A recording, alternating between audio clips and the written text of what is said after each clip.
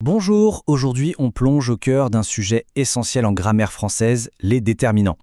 Mais promis, on va pas faire un cours ennuyeux, non, on va plutôt voir les déterminants comme les meilleurs amis des noms.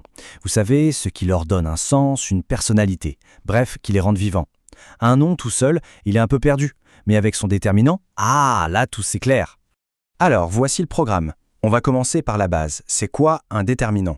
Ensuite, on explorera ses super pouvoirs, montrer les choses, dire à qui elles sont, les compter, poser des questions, et même quand on veut rester un peu flou.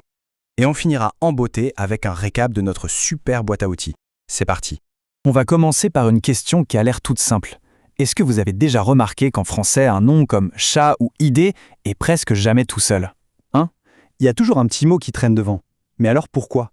Eh bien, la réponse, elle est là. C'est le travail du déterminant. C'est ce petit mot qui se met juste avant le nom pour nous donner des infos capitales. Est-ce que c'est masculin ou féminin, singulier ou pluriel ?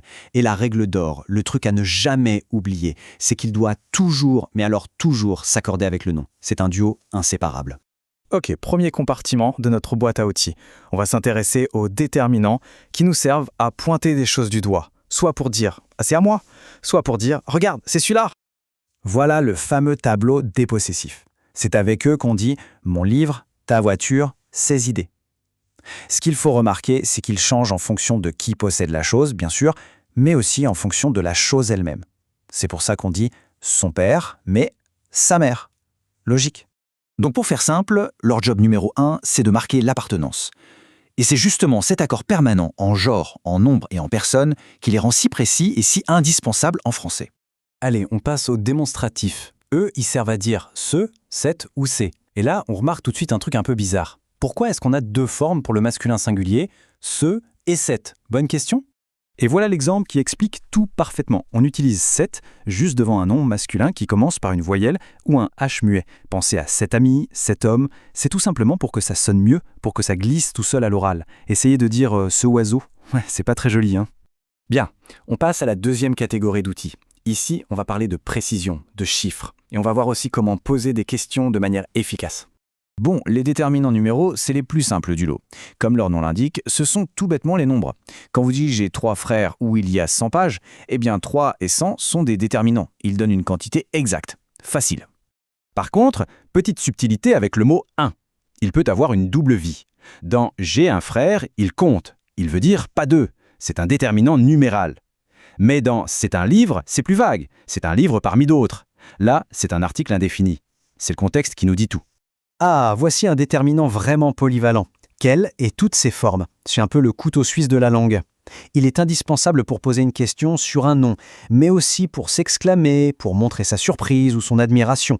Tout dépend de l'intonation et du petit signe de ponctuation à la fin. Regardons d'abord son côté interrogatif. Ici, Kels se place juste avant livre pour demander une information précise. Et bien sûr, il s'accorde, livre est masculin pluriel, donc Kels prend un S. Imparable. Et maintenant, hop, on change de registre. C'est le même mot, quel, mais avec un point d'exclamation, ça change tout. Là, ça exprime une émotion forte, de l'admiration. Quel prodige! On sent l'enthousiasme. C'est toute la puissance de ce petit mot. On attaque notre dernière grande famille. Si jusqu'à maintenant on a beaucoup parlé de précision, avec les indéfinis, c'est tout l'inverse. On les utilise quand on parle de choses qui ne sont pas claires, pas comptées, pas spécifiques. C'est la catégorie du flou artistique. Ce tableau, c'est une vraie petite pépite. Il nous montre bien qu'on a des mots pour chaque nuance d'imprécision. Pour dire zéro, on n'a aucun. Pour une petite quantité, quelques. Pour tout le monde, chaque. L'idée, ce n'est pas de donner un chiffre, mais une impression générale. Et ce qui est super intéressant, c'est qu'ils peuvent même s'associer entre eux pour être encore plus forts. Dans cette phrase, on a aucune qui exprime la quantité nulle et autre qui exprime la différence. Les deux ensemble, ça renforce vraiment l'idée qu'il n'y a pas de plan B. Et voilà, on a fait le tour. Il est temps de ranger un peu notre boîte à outils et de s'assurer que tout est bien clair, de faire un petit récapitulatif de tout ce qu'on a vu. En gros, on a exploré 3 grandes familles d'outils. D'abord, ceux qui servent à pointer du doigt et à dire à qui appartiennent les choses. Ensuite, la bande des précis pour compter et pour questionner.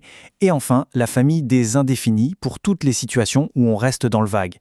Alors, s'il y a une seule chose à retenir de tout ça, c'est la suivante. Un déterminant, c'est bien plus qu'une simple règle de grammaire. C'est un véritable outil de précision. Choisir le bon déterminant, c'est donner la nuance parfaite à ce qu'on veut dire, que ce soit une idée de possession, une quantité ou une émotion. C'est ça qui donne toute sa saveur et sa vie à une phrase. Alors la prochaine fois que vous parlerez ou que vous écrirez en français, ayez une petite pensée pour ce mot, si petit mais si puissant. Pour exprimer exactement votre idée, quel déterminant choisirez-vous? Merci de nous avoir suivis et à très bientôt.